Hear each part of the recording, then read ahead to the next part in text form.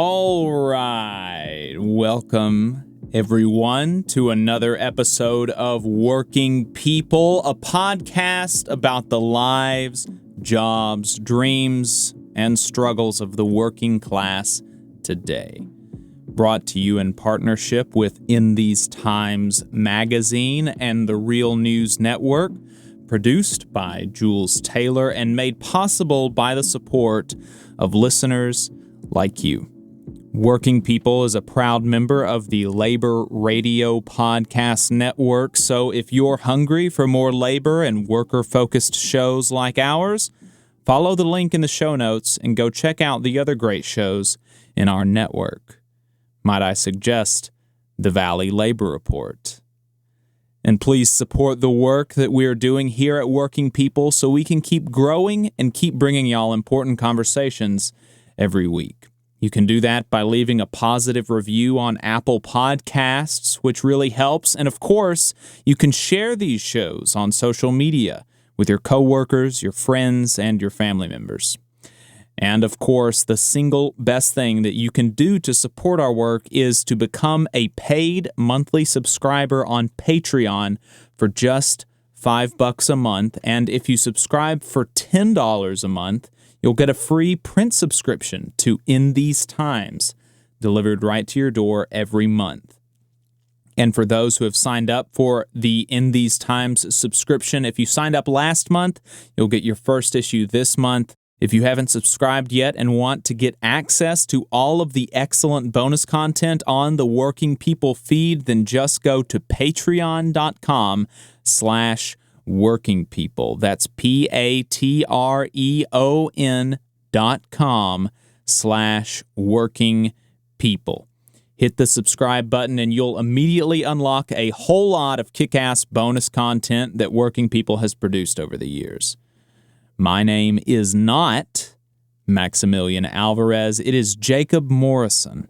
I'm co-host of the Valley Labor Report, Alabama's only union talk radio program, and I am in the driver's seat for this episode, bringing you some conversations that I had with 5 workers from Alabama who were locked out by their employer, the WestRock paper mill in Cottonton, Alabama.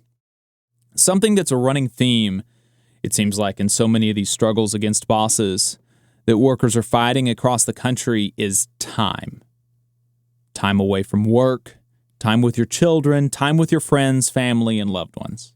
The fight for an 8-hour day was literally a bloody one, and ever since that loss, bosses have been trying to take and take and take more of our time.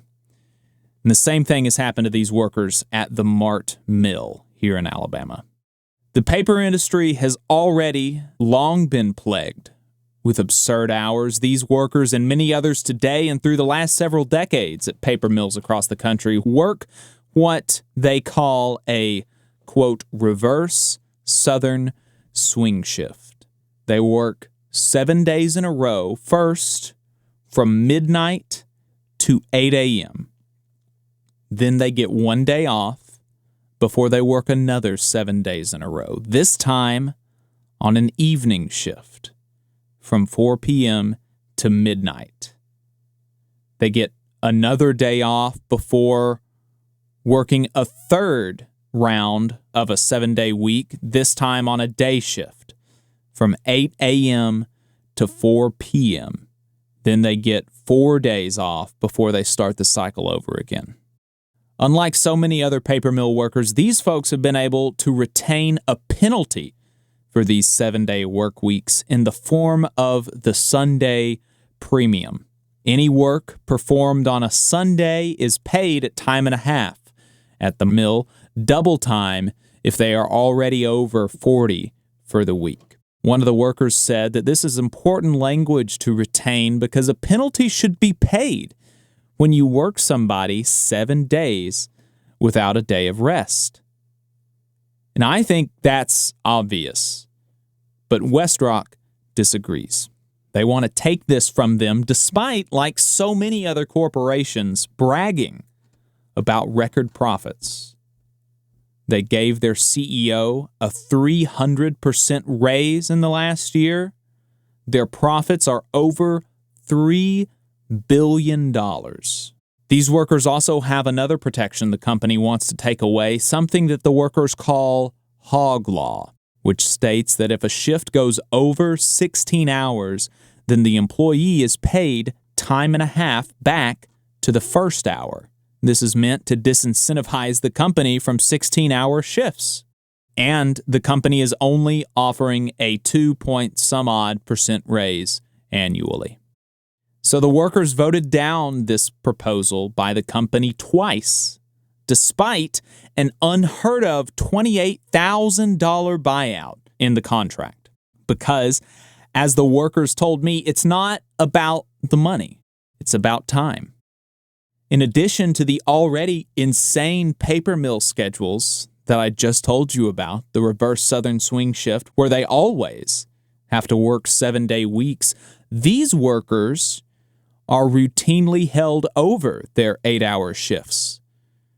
And they're turned into 12-hour shifts, 16-hour shifts, 24-hour shifts.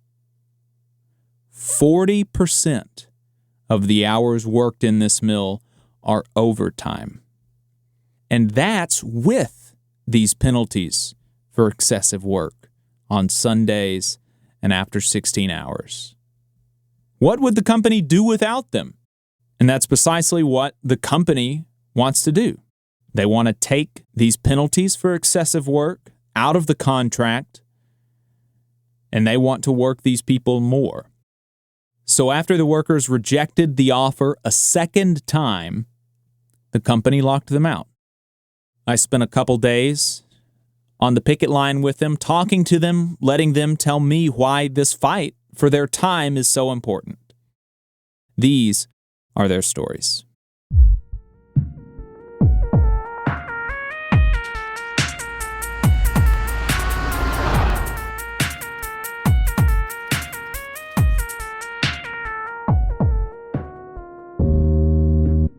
My name is Deborah Berry. I worked in quality assurance here at the mill. I'm from Local 1471, and I've been here 34 years. DeWanda, Denmark. I've been here for 18 years, and I'm local of 1471 as well, and I work inside the pulp mill. So what was it like when you started working here 34 years ago? What job were you doing, and what was the atmosphere like on the shop floor? Basically, I've been in quality assurance my whole time here. We had a different probationary period of, working on the same kind of thing for 30 days. After that, I've been in quality assurance. When I came here, the atmosphere was scary, but it was such a family-oriented place to work. Of course, we had, different leadership, and from throughout the years, we've had different companies to buy Mead, Alabama Craft, Mead, Westvaco, and now WestRock. I've seen some good, some bad, and some ugly, but at least beforehand, the company was fair. They at least cared about us and our family, the community. They were supportive. They were easy to work with. This is the first time that we've ever really had to strike, because we would come to some kind of agreement that worked best for the company and the workers. And now we're all in a position with this lockout that we don't want to be in. We'd rather be working than out here protesting. But it's a must that we do. They're trying to steal the contract language that has governed each local since its existence, and to do that uncalled for with the profits and the gains that we provided, the sacrifices that we made for this company, is absurd, and it is just horrible. We don't want a whole lot, but we want what we have. We don't want to have to come out here and work long hours, 16 more hours, every holiday, every, weekends, and not get compensated for it. Because we never can go back to get the time that we've lost with our family and with our life. But at least we can make a better living for them. We can contribute to the community. And so this is within itself, it has a very bad look on the company because we earned it, we deserved it.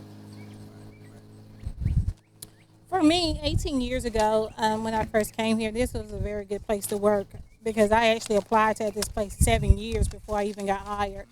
It did give me a wonderful living to be able to provide for my family and my kids. But since I've been here over the change of time, it has changed to where it has gotten worse, where every turnaround is contract time, they want to take something away. And to go back and elaborate on what Ms. Berry said is that for me to sit here on Miss Christmas and Thanksgiving and 4th of July and events with my family and my children, I could not get that back. But at least when I came here, I was compensated to the point of if I needed to do something for my family, I was able to do that. And now to be able to sit here and they want to take that away from me is just not possible. Thank you. It's just not possible for me. And that's not what I want for myself nor my family. And to be able to come out here and work and know that you're getting paid for what you're doing sometimes is not just completely worth it, but it makes it a little bit better because every single week we rotate. You get 7 days off a month sometimes. That's if somebody else is not on 12 hours and haven't put you on 7/12. And for somebody to call out of work and you sit here and not get compensated for what you need to because you are being forced to stay here, I think that's totally wrong.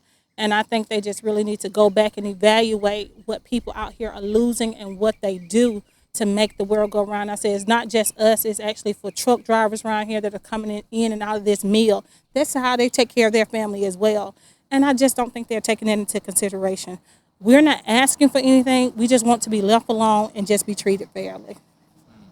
The thing about the hog law that Bobby and Les and everybody that I've talked to have tried to emphasize is that that's kind of a protection against using y'all for more than 16 hours. Exactly.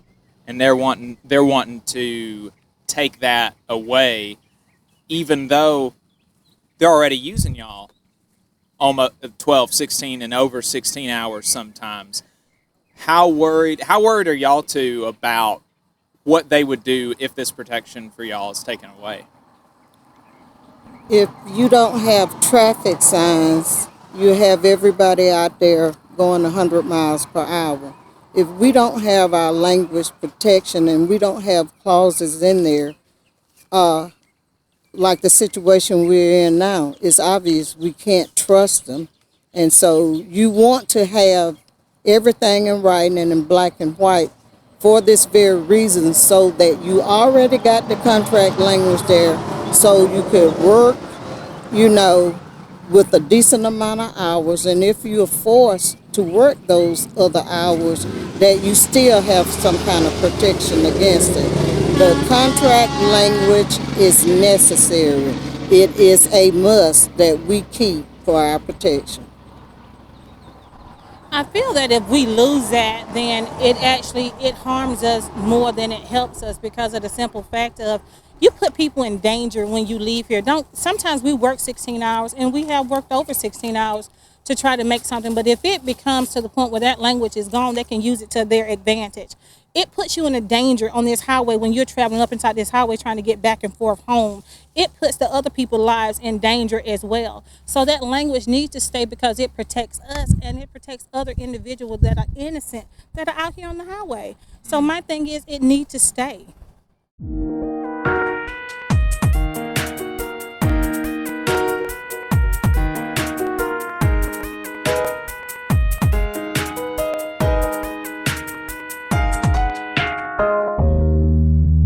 I'm Les Phillips. I represent a maintenance local, the smallest of the three, at the Mahrt Mill. That's local 1972. I've been there. August was my 8th year, the beginning of my 8th year. Give a little bit of history. I worked at another paper mill in Tennessee for 8 years, Cleveland, Tennessee. It was a old Bowater facility. That also is represented by USW. When I came to this facility, I saw a lot of division within our maintenance local, and I saw some problems with the company. And then within months of getting here, I was here for a bargaining cycle, which went long, and it was frustrating to a lot of people. But ultimately, in that transition of that bargaining cycle, we were also bought by Rock 10. And as the ink was still drying on the contract, it was said across the table, you guys are lucky this time that you didn't have to deal with Rock 10, but next time you will. There was a major source of contention about premium pay then. And the idea was Rock 10 will be a lot harder to deal with. So the idea was, get ready, this fight's coming. So that kind of resonated in me and several others at our facility. And time and space rocked on, right?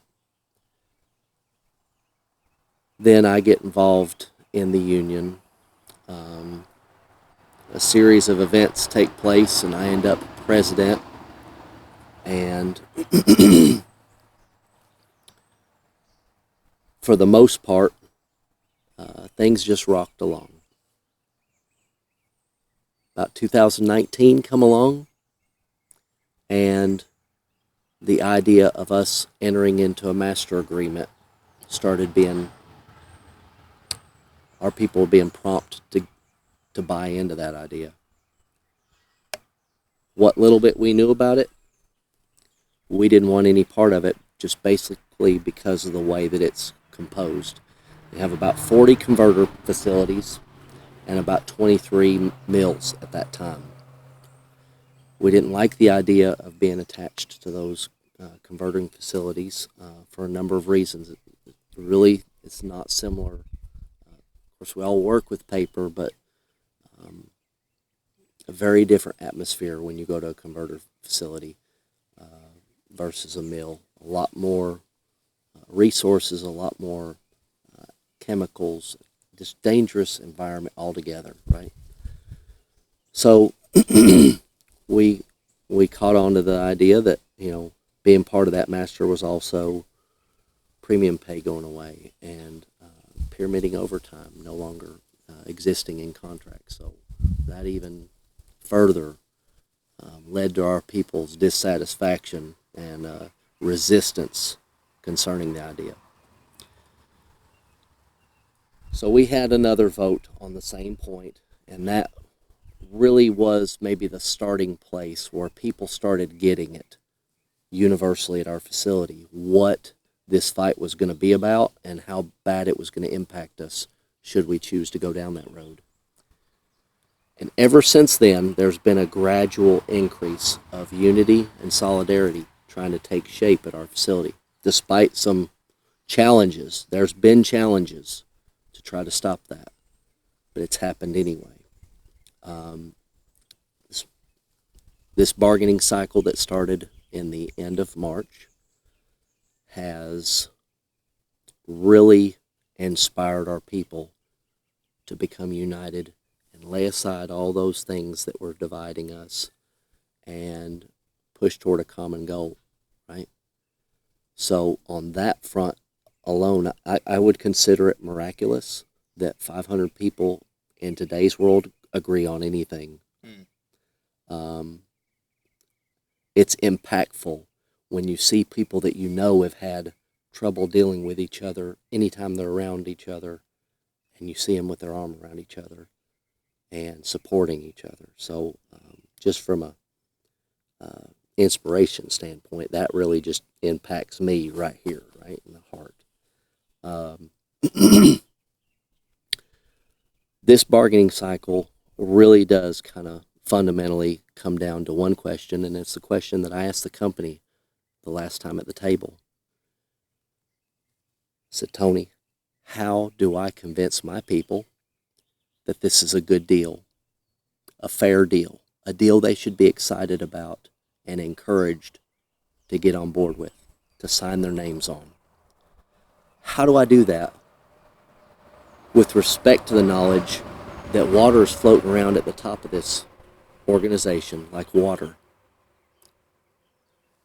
And you want to take from our members more money and work them the same, if not more hours for less, and you want to put it in the pockets of people that, I'm just going to say it like it is, that we don't believe needs it.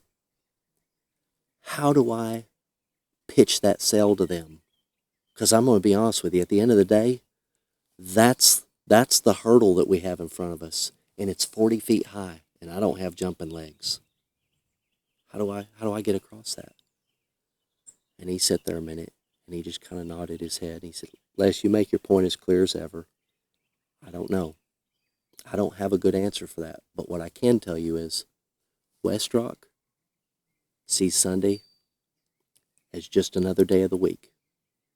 And I have marching orders. This is going to happen one way or another. And he asked me the same question, but he spun it, right? He said, make sure I'm wording it right. How is the union going to come up with a clever idea to get us out of this problem that we have in front of us? And I responded with, I don't know what you're making the problem, but from our eyes, you've brought this fight to us. We make you a lot of money. There's no justification. There's no reason for what you're asking for us other than we just think we can, and we're going to take it. So when you ask us what we're going to do to cleverly get around this, it seems like to me that we both have an equal responsibility to become clever, or maybe I would use the word reasonable, and figure out all the reasons to not have this fight. But it seems that the people above you are determined to take. And I'm going to tell you, historically, our people's looking back across the last 4 or 5 contracts, they're not willing to let you take anymore. So that's where we're at. And of course, that conversation kind of dwindled off, and it became, well, it's clear that we're not going to have anything fruitful here today, right? So, all that being said, our people are going to march forward. They believe in what we're standing for. It's reasonable. It's right. People can make this about money all they want to, but ultimately, if it was about money, they'd have took the bribe that was offered to them on the last deal. I don't know how you get around that, right? If it was about greed and it was about money, which they thought it was, or they wouldn't have put that on the offer anyway, right? They thought they could entice us and that greed would just take its natural course, right? That's not what happened. These folks believe in what the stand that we're taking, that Sunday really does mean something, not just economically, but ultimately culturally, right? That's a day for worship. That's a day to spend time with your family, a day of rest. I don't know how you get around that. Corporate America has seen fit to get around that. But our message to corporate America, especially the folks at WestRock, is we're going to stand up and we're going to fight because we see it differently. I am a man of faith. I hold Hunt Sunday in high regard. I believe that I am not just a godly man, but I would go a step further and I would say that when I read his word, he's going to hold me accountable as the spiritual leader of my home. And everything that I do and everything I don't do sends a message to my family. I want my children to understand that I fought and I stood up for solid principles that was based on God's word, and I'm going to be unmovable in that. Where else would you like to go? You mentioned that the fight was not about money, and that Sunday is it's not just another day for so many of these folks. And one of the other things that y'all are pushing back on is them trying to take hog law from your contract. Is that right? Yep. So outside of the language that specifies what premium pay is and isn't, there's also language in there for pyramiding overtime. And essentially, if I was to sum it up in its most condensed form, it basically addresses when you work a man past 16 hours, not work a man 16 hours, work him past 16. How unreasonable is that from a safety standpoint anyway? Let me go on. If you work a man not 24 hours, past 24 hours, there's going to be penalties in both of those cases. Now, on top of that, if you work a man on Sunday, if you work a man on a holiday, and then that time, the overtime that he works, doesn't offset time that would have been working for overtime when he later on gets scheduled that weekend, that overtime still applies, right? These folks sacrifice their entire lives to be here. Most families end up having trouble with kids or divorces or both based on the schedules that these folks live. They basically end up being suppliers for their family in monetary means, but never there physically, right? Never there spiritually, never there emotionally, right? Not enough to make a big impact that this life doesn't affect their family unit, right? The things that matter. So, one of the guys that came through in one of our voting sessions made the comment, I was told when I came here I was going to sacrifice time from my family. I was going to sacrifice ball games. I was going to sacrifice Christmas and maybe Easter and and maybe weddings, things that I really should be at. But I'm going to be compensated for it. And now here they are. They're trying to take that away too. So that really does kind of resonate with a lot of people when you put it in those terms, right? This is the reason I came here. I recognized up front I was going to be making a sacrifice. So it's really challenging all the way around the way, right? These people stepped forward and said, I agree. This is the way I see fit best to be the provider for my home. Maybe my wife doesn't need to work at all and I can make enough overtime opportunities that she can spend that much needed time with the kids while they're developing, right? Where you're not at other venues where they're being influenced and raised by other people, right? That's important and not to be understated. Really at the center, work-life balance is at the center of this dispute. I would have a hard time anybody trying to paint it any other way, right? Yeah, I think that's about it. We're right at 15 minutes, so I appreciate your time, brother. Okay. All right. Appreciate it. Thank you for coming and spending your time with us. It really does mean a lot to all of our membership.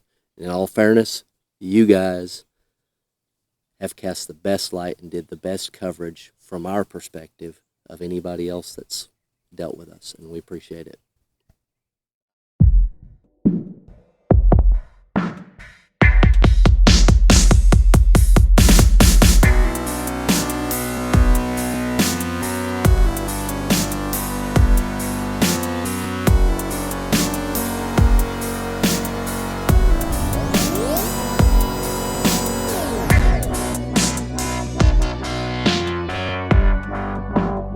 My name's Clayton Adams. I've been working at the Mahrt Mill for 34 years. I'm 58 years old, a second generation paper mill worker. My dad worked out there from 66 till, let's see, I don't know, he retired when he was 68, about 8 years ago probably, I think. But I work with, I'm in the local 1471, the production local. My name is Anthony Streeter.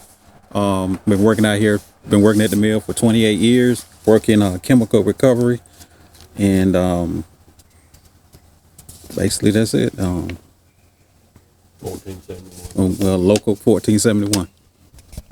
And did both of y'all grow up around here? Both of y'all kind of from the Cottonton, Columbus area? Well, we both from the Eufaula. Me and him both from the Eufaula area. We both went to high school together. Yeah. Oh, no kidding. Yeah. Okay. Yeah. We grew up. Matter of fact, we grew up together. What high school did y'all go to? We went to Eufaula High School.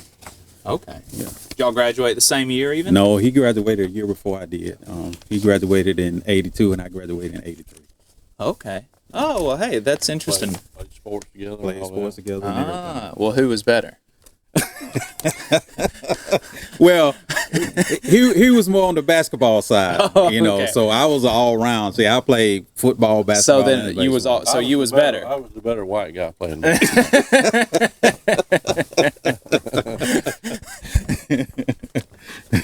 Yeah. Yeah, well, I played sports when I was in high school, but I was on the cross country team, so there's Okay. not very. So you like to run, huh? Well, I used to. Yeah, it's been a long time. I've been long out of shape. Yeah. But, so you mentioned that you're a second generation paper mill worker. Your daddy worked here. Yeah. How long did he work at the mill again? Trying to think. He left when he was 68 and he came in 66. But he was 68 years old when he retired. I'm trying to think how many years it was. It was 40-something years. I can't remember the exact year when he retired, but it's about 8 years ago, 8 to 10 at the most. I'm 58, so he's 78 now. So yeah, it's been 10 years he's been retired. And all 40 years was at the Mahrt Mill. Yeah, he worked on the paper machine. Okay. He was topped out. He was an hourly guy on the paper machine. He was a back tender not back tender, but the highest job, the machine tender on the paper machine. What do you remember growing up with your daddy working at the paper mill? Not seeing him a whole lot. Was they working that reverse southern swing even back then? Same shift then, yeah. Explain to folks what y'all call the reverse southern swing. What is that? Well, I always say, you work 7 days at a time on whichever shift you are. Like we work 7 midnights, we're off 2 days. We work 7 evenings, we're off 1 day. We work 7 days, then we have our 4 days off for a long weekend. So basically, you still getting your 8 days a week off. 8 days a month off, but it's just at different times of the week. You got 2 days here, 1 day here, and then you got your other 5 days on the back end of your first shift. Only 1 weekend off a month. Yeah, That's what so you only get like 1 week. weekend a month. Right. But your days off, it's like if you're working like a regular shift from 40-hour week, you still getting like your 8 days. The weekend you get Saturday and Sunday off. But with the southern swing, it's like you getting 2 days in the middle of the week, 1 day at the end of the week, and then you get your long weekend where you get all your day with the rest of your days off. Mm-hmm. Right. And my parents divorced probably when I was 12 or 13, so you're not going to find many people that work out there that hadn't been divorced. And I hadn't. I've been there 34 years and I hadn't, but it takes a good woman for working through shift work. I can tell you that. Yeah, It's hard. They put a strain on your family. And so did your dad, was he divorced before he married your mom and had you, or was your parents got divorced? No, they were, that was their first marriage, you know. Yeah. But they did get a divorce. What, and so, you know, y'all both mentioned that you played sports in high school, and so was your dad able to see you very much? No, not a lot. And then most of it was after, I was in middle school when they divorced, so after that, it hardly wasn't much around. They wasn't around much. Right. How did your dad, I'm waiting for that truck to pass. How did your dad think about his work at the paper mill? Like, do you think that, I talking to folks, I hear a lot of conflicting, there's some conflicting feelings. There's like, I'm really proud of the work that I do. I do good work, and we put out a lot of product, and I feel really good about that. And then there's also the being here all the time, having to work this swing shift is really difficult on my family life. How do you feel like, what do you think your dad's My thoughts dad are? never complained. You'll hear me, I complain every set of midnights I get on. You'll hear me complain. I hate these midnights. But All right, so yeah, we stopped to help unload a big old truckload, a literal truckload. The guy said it's a truckload, and I think we were all like, oh, maybe it's not quite a truck, but it was an actual truck bed load of water donated from the Eufaula Tractor Supply. So that's pretty cool to see that. And you were talking about your parents. Your daddy was a paper mill worker. yes, and he was asking. He never complained about the work, and he never missed work. And he was always there, but yeah, didn't see a lot of them as far as after they had divorced, family stuff and all. But now I got 3 kids myself. I got a son and 2 daughters.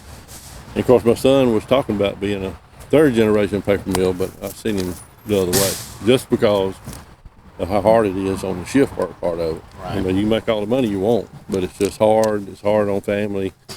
So anyway, he works at the power company now. He works at the fire department? No, the power company. Power company, Alabama Power. Okay, Yeah. okay. So I sent him the other way. So, Right. And I got a son-in-law that was out here, and he went to the power company too. It's just not. It's tough. Right. It's really tough raising a family.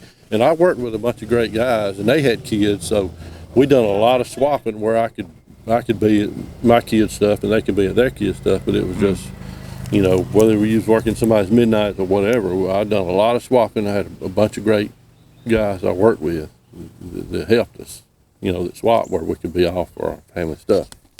So do you feel like you tried to, you were able to, because you were able to swap with folks, maybe you were able to be a little bit more present in your kid's life than maybe your dad was? A lot more. A lot more? Yeah. Well, but it was pretty hard. Oh yeah, it was, but of course, the younger you are, the easier it is. But the older you get, because well, and all that swapping and doubling to be off. But that's what you had to do. That's what you had to do. Right. And recently, y'all have been having to work even more than the regular. Oh yeah, 7, because they're 8s. understaffed. They don't have understaffed. people trained. They're not training enough people to. Plus, it's back when we was coming up. It was hard for us to get on out here. It was probably easier for him than me, but it was hard for us to get on out here to work.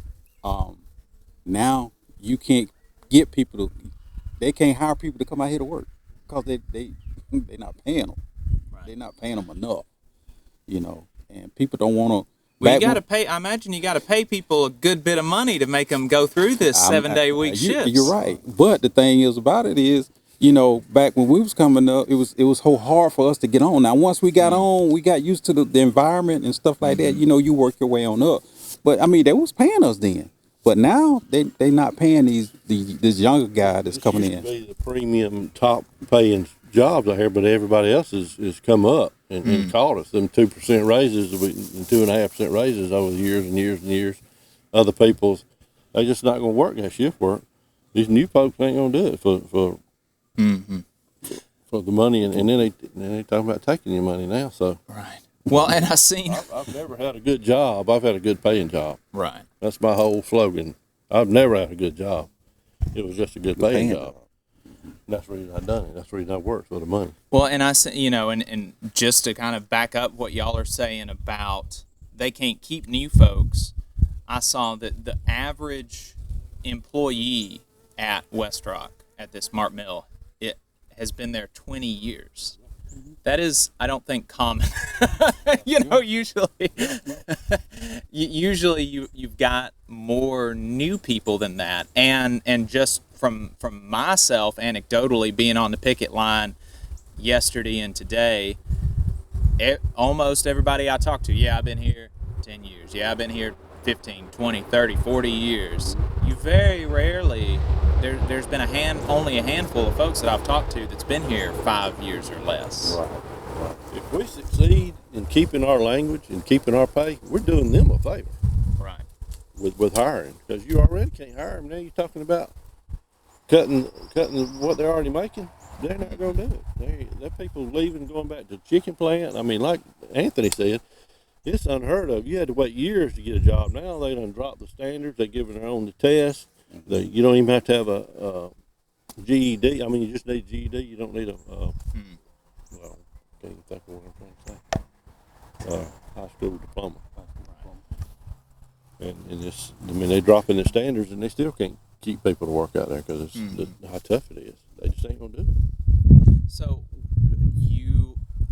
your parents didn't work at the paper mill? No. What was it like for you trying to get on? Well, when I first got out of high school, I went to a couple of years of college, and then I went to the military. So after I got out of the military, I knew the human resource manager out here because when I was young, he taught me. I mean, he coached me in baseball. So as I was transitioning from the Army to come back home, I got in touch with him. So that's how I ended up getting on out here. So back then, the employment rate. I mean, the employment was, it ain't what you know, it's who you know. Right. You see what I'm saying? And coming out of the service, it's always been, they've hired them people pretty quick. Yeah. Right. They always hire people out of the service. Right. So when I came out here, like I say, I don't work my way up basically almost to the top of my job class right now. But anyway, by working out here, it's just, just like everybody else, you had to start from the bottom, but at the time when you transitioning, the pay was, it was fine. Because that's what we was looking for, But, now, this day and time, with these young kids that's coming out now, they getting out of maybe high school, they might get out of college, they trying to get on out here, they find out how we getting paid, how we working. They like, no, I'm not. I've seen more quit this past year than, it's unheard of. Just come out here and not made the 90 days and left and went back to where they was at or just wasn't going to work it. They ain't gonna work it. Have you got any kids? Yes. Both my kids are grown. Okay. I got one. Matter of fact, my daughter's staying in Eufaula, and my son, he's staying in Atlanta. Okay. Yeah. And how were you able to kind of work around like he was to try to be there when they had, when they had games, or was it? I'm just like him. You just had to make time. If you're not off, you especially with my son, by him playing ball and stuff like that, you have to swap out with other people, in order to make time, in order to go see him play ball or whatever, So that was all part of it. You know what I'm saying? So, it's hard. It's hard. I said that, as my parent, my daddy was, or whatever, either one was around a lot, but that's a generational thing. The older generation, they didn't spend as much time like they do with people do with their kids now. Right.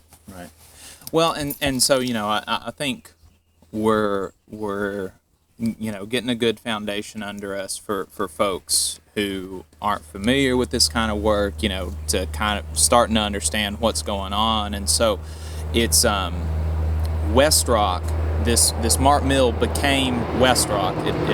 WestRock took over in 2015. And my understanding is that there has been a lot of changes since WestRock took over. The reason is it was West Vaco. Then we got with Rock 10, which it became WestRock. So Rock 10 mentality was way different from what West Vaco and me brought to the table. You see what I'm saying? So once they took over, everything changed. Everything changed. Everything changed because of Rock 10. So by it being, like I say, when it first started out, like I done been through the third name change I done went through. From me to WestRock, now it's from me to West Vaco to WestRock. So like I say, once they took over, everything started to change.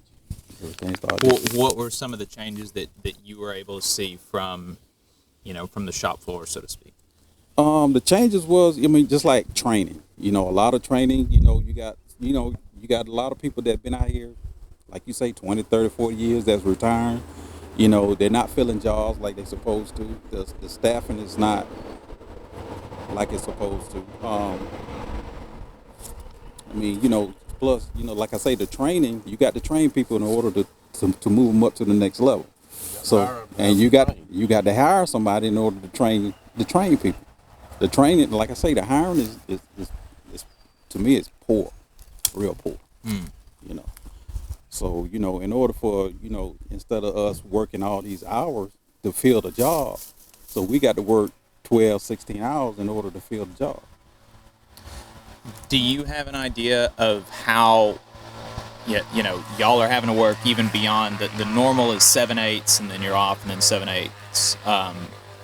But y'all are routinely having to work 12, 16, maybe more. Do you have an idea of how often it is that you are having to work beyond your 8-hour shift? I can tell you on me, I'm a crew leader. I'm at the top of our line.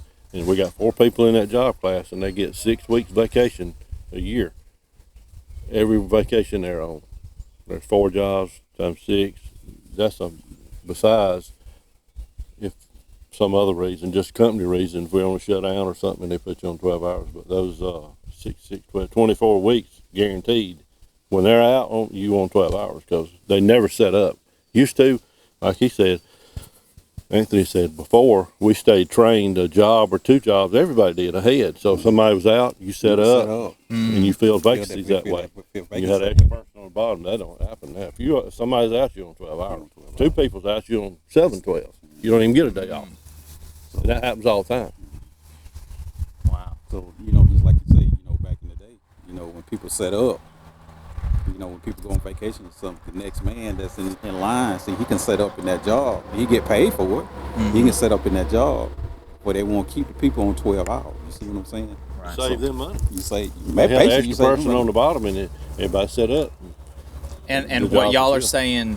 What y'all are saying set up is where you've got these different job classifications, and what it means to be set up is that, okay, I'm in level 1. I'm being also trained while I'm working a level 1 job, let's say, to be able to perform the level 2 job. Yeah. Mm-hmm. And so when a level 2 person has to leave or goes on vacation or something, instead of increasing the hours of the other level 2s, I'm able to pull up for a week or for 2 weeks and work a level 2, and then I'll go back down to level 1. Right. When they come back the next week, you would set down, but you would set up. It's just the jobs are a line of progression. You just set the whole up to where the vacancy was. You'd set up and cover it. And so why aren't they doing that anymore? Because they ain't got nobody. They're not trained. Ain't got enough people to train. And they got behind on hiring. I mean, way behind. Nobody had anybody extra to train. And then now that when they do get them now, they're leaving so fast. And the time you get one trained, he might bid out and go to another department. They just don't have enough people to staff and train to set up and take care of the vacancies. And y'all had to work all through the pandemic, right? Yes. A lot of us, for me, for instance, I worked from home for a solid 18 months. It was like a year and a half from when the pandemic started to when I was back in the office. Right. but y'all had to be there the whole time. Yeah. Right, because they consider this as an essential plant to be making what we make. Even though, just like I tell everybody else, even though they got paid from the government, you know what I'm saying? Because we worked through the pandemic. I mean, they only gave us out of a couple of years, we got one check. One check. We were essential until it's contract time. Yeah. Right. Now we're not essential. And now we're not essential. So did it get even worse during the pandemic of, as far as not being able to hire people, not being able to train people? Oh yeah. Oh yeah. I mean, just like, you had people that was out with COVID. I mean, you still had to cover their job. I mean, that put more strain on people with 12 and 16 hours. Sometimes 24 according part of the week that it falls on. So I mean, it's crazy. I've been made to stay. You talking about the shortages with the pandemic? Like 5 jobs below me, I've been made to stay and work that job, forced to stay. There's nobody there, can't get anybody. You've got to work at 5 jobs below me. I'm top. I'm the crew leader. Right. What's the longest shift that you would say you've worked in the last few years? I'm not working over 16 hours. Oh, you just When you get 16 hours, I Yeah. get my lunch spot. I'm going to the house. The most I've run, most of I have was 18 hours. Yeah. I never did it 24, Right. but I did 18 hours. That's the most I would done. My understanding is that y'all had a few people die from COVID from an outbreak at the plant. Is that right? Yeah. Did y'all know any of the people that passed away? I knew the guy, the ward guy, and I knew just passing, talking to him over the years in the wood yard. I don't know who else.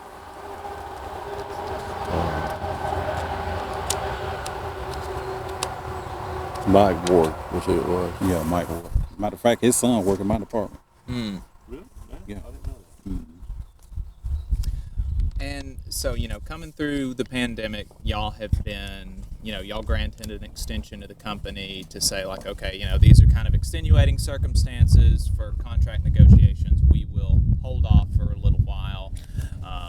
And now y'all just wrapped up contract negotiations and they locked you out because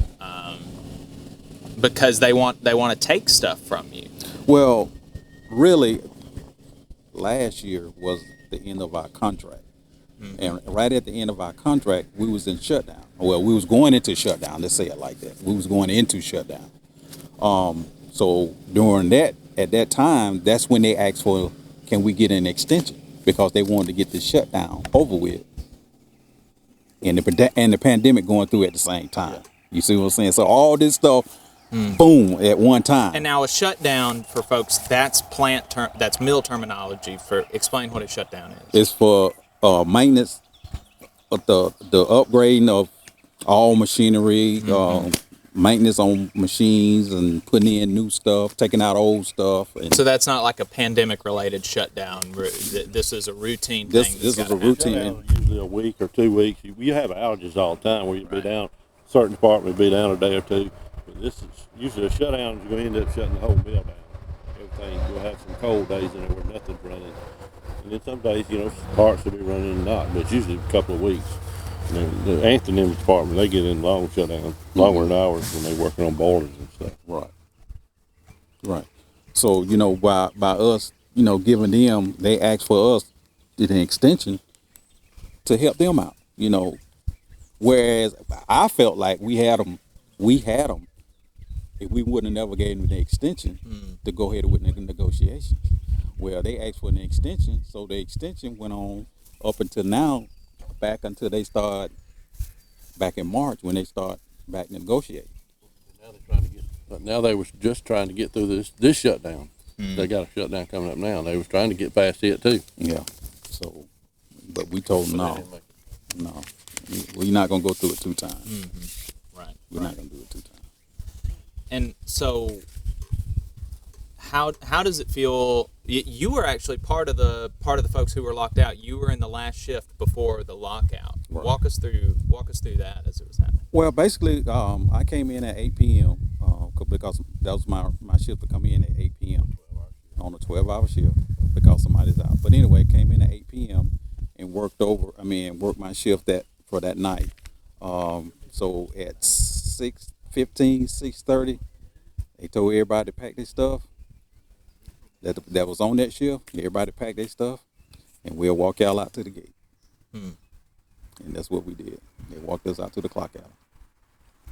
How did how does it feel that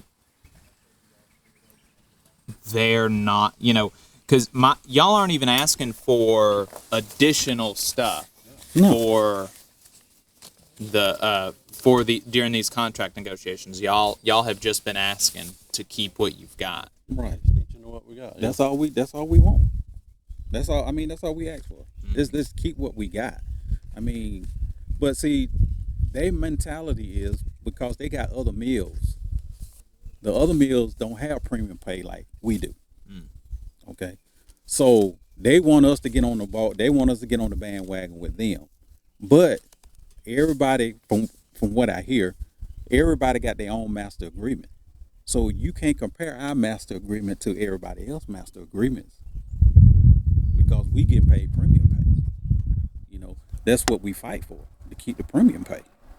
You see what I'm saying? That's the excuse they said is, well, nobody else has got it. Yeah. Well, that's like telling me I can't have a Cadillac because nobody else in my neighborhood's got a Cadillac. You know what I mean? This mill has always been a top producer. No matter what company owned it, this mill has always been a top producer and still is. And see, that's the thing about this. I don't understand why they giving us a hard time because we make the most money out of all the mills that they got. Matter of fact, this mill help other mills stay afloat. You see what I'm saying? Other mills stay afloat because they take money from this plant to help the other plants. Right. You see what I'm saying? But the only reason they doing it is they never thought, and I've been here 34 years, we've never given them a strike vote. The way it was set up and the way we always voted, we come down here, we turn the contract down, and you give them a strike vote, and they wouldn't get enough to do it. Yeah. And they thought that's what was going to happen this time. I'm a grown man.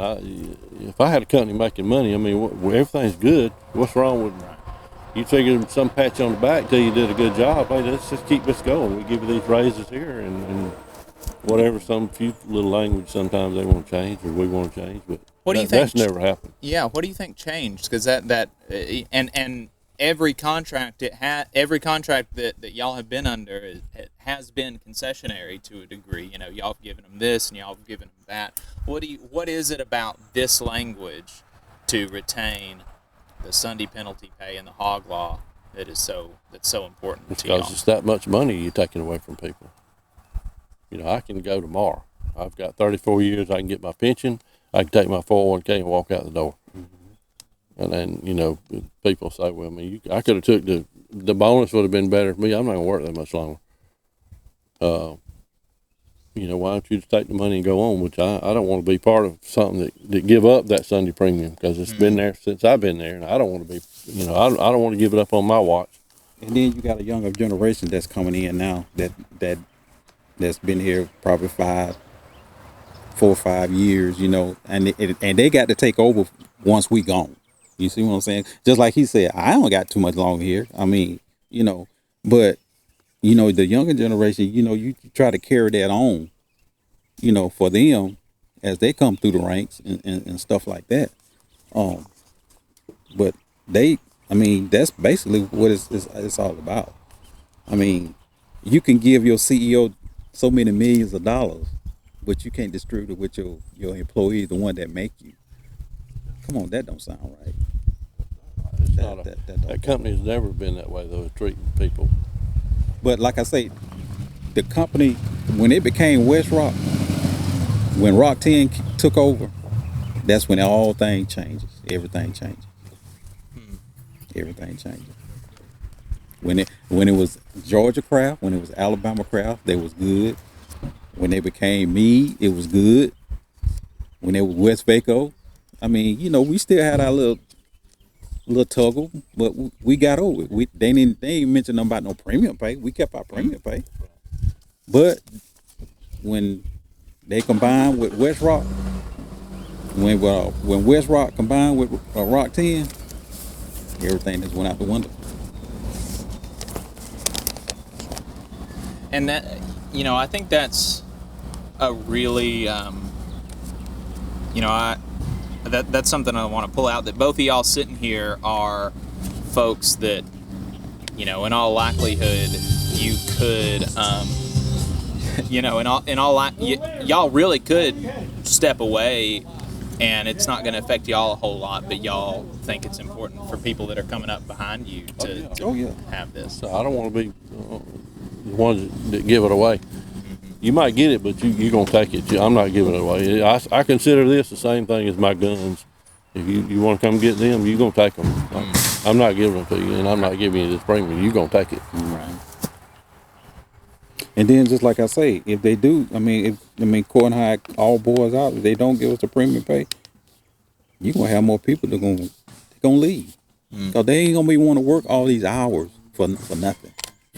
For peanuts. You've always got to hire the premium. I don't care what they say. The premium money brings the premium people, and it's always been that way at the mill.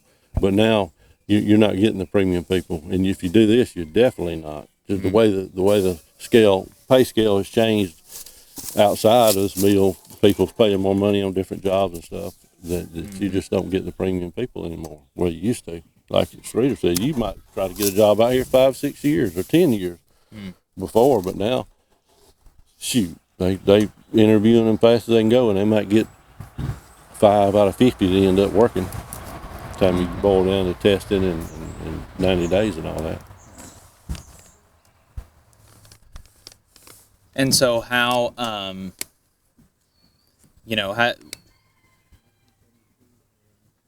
what are y'all hoping comes out of this lockout?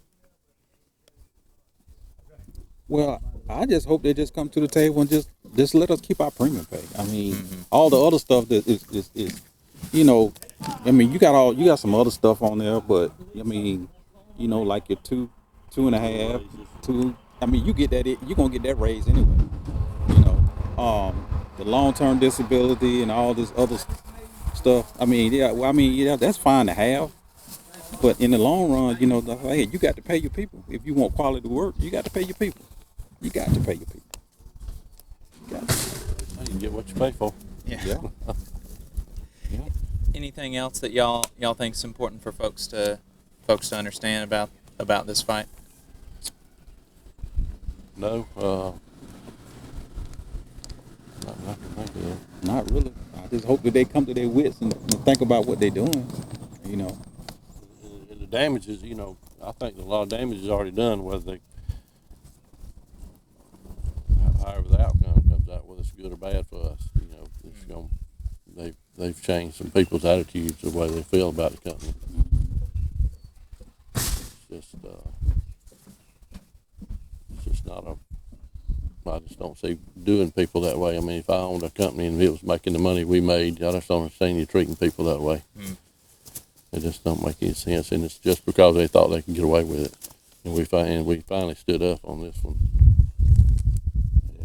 Something they weren't expecting.